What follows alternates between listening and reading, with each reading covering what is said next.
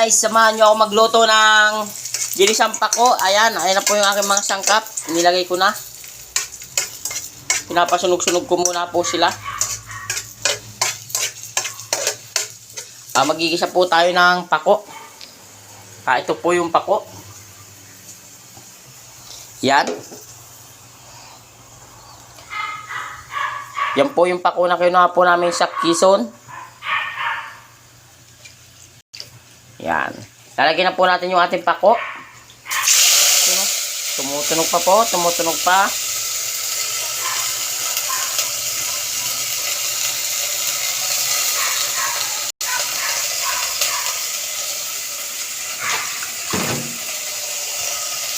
Yan. Haluin muna po natin sa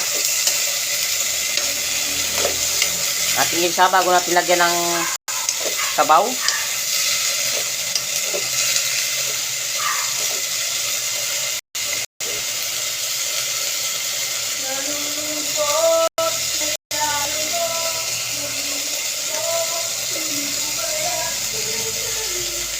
Yan.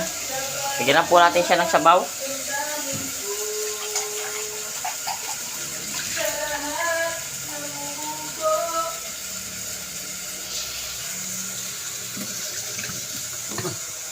Lagi lang po natin ay isang basong sabaw. O marami na yon. Ayan. Ano lang po, mga kalahati lang kasi kukunti lang naman po siya. Mga ganyan lang po yung lulutuin natin. Mamaya na po natin lalagyan ng ricado. Tatakpan muna po natin siya.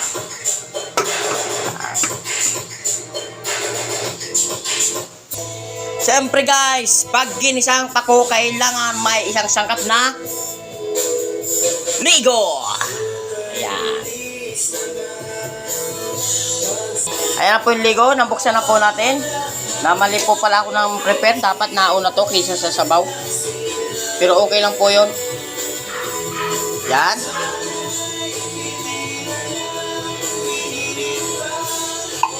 Saka po natin ulit haluin. Para mag-mix po yung kanyang sauce sa ating pako. Yan.